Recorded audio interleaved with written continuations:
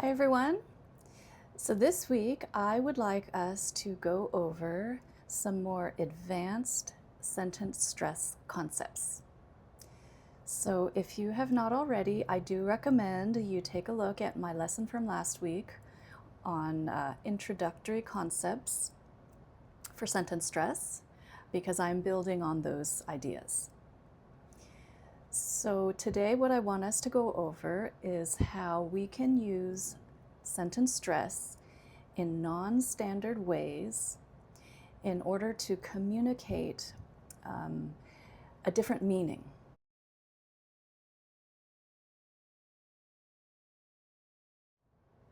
So let's take, for example, what if someone says to you, "I thank you so much."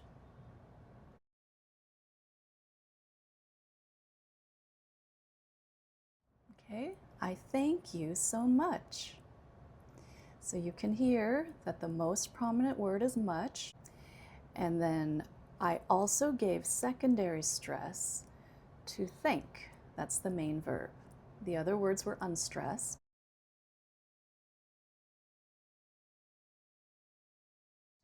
So like we learned in the previous lesson, this is the rhythm of English. It's stressed, unstressed, stressed, unstressed, right?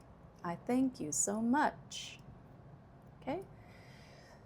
Now, if someone were to say that to me and I want to say, "Oh, no, no, no, don't thank me, I thank you." This is how I would respond without saying all those extra words. I would just say, "I thank you so much."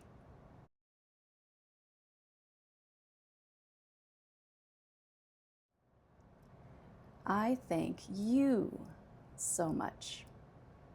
Okay, so here we shifted the main stress, the prominence, from the end of the sentence to the word you.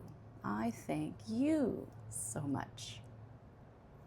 So I would say this is non-standard sentence stress because, as we learned last week, we don't usually stress pronouns such as you. So when I say this sentence in such a different way than expected, the listener understands I'm trying to emphasize a different meaning.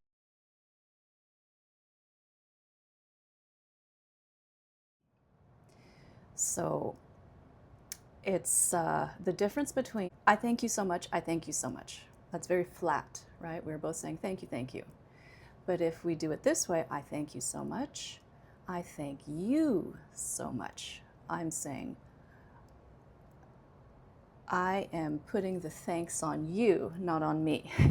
So really, I'm doing a comparison without saying all those extra words.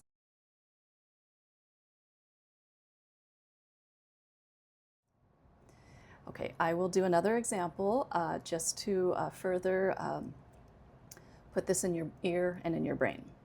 Okay, let's take a very simple sentence. She is not here. She is not here.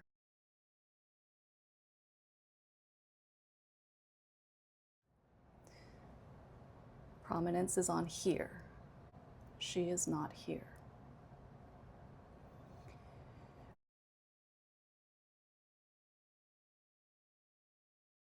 Okay.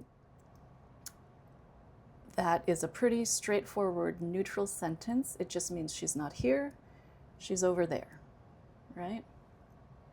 Now, if I change the sentence stress and I say, she is not here, she is not here.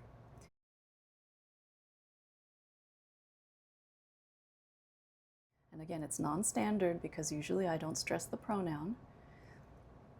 What does that mean? It's, again, I'm using a shortcut. I'm saying, she is not here, another person is here. So I'm stressing she. She is not here, he is here. Okay? And in English, I don't have to say that second sentence because since I stressed she, you already know, oh, I'm trying to make a point here. Let me do that same sentence another way. She is not here. She is not here.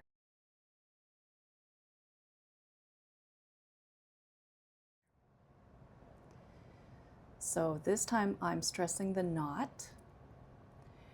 And you can kind of do the math in your brain, right? If I'm stressing not, I am probably contradicting someone. Somebody told me she's here, and I said, she is not here. Okay, let's keep going. I'll do another example. How about the example, I don't want to go. I don't want to go. Prominence is on the go. So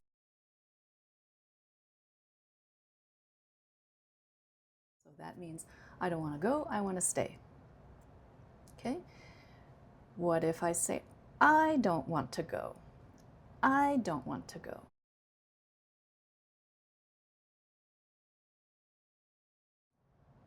Okay, I shifted it to I, which is a pronoun, so that's a little unusual. So that tells you I'm emphasizing me. I don't want to go. So you can do the math, so to speak. That means I don't want to go, he wants to go. Something to that effect. I'm clarifying. Again, without saying that extra sentence. Let me try this. I don't want to go.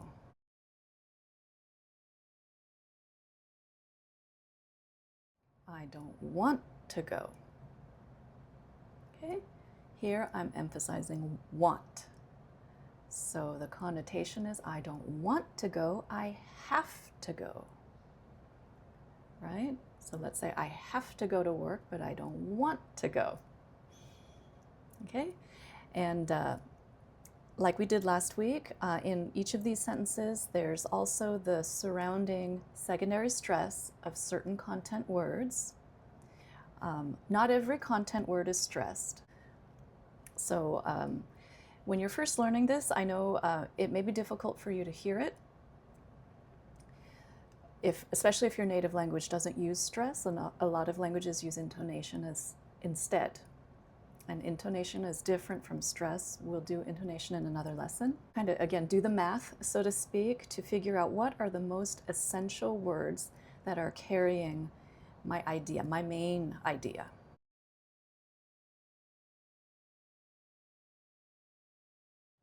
Okay, so I hope you'll take a look at these sample sentences, maybe rewind and listen again if you need to. You can even slow it down, and hopefully that will help you get your ear used to listening to stress in English.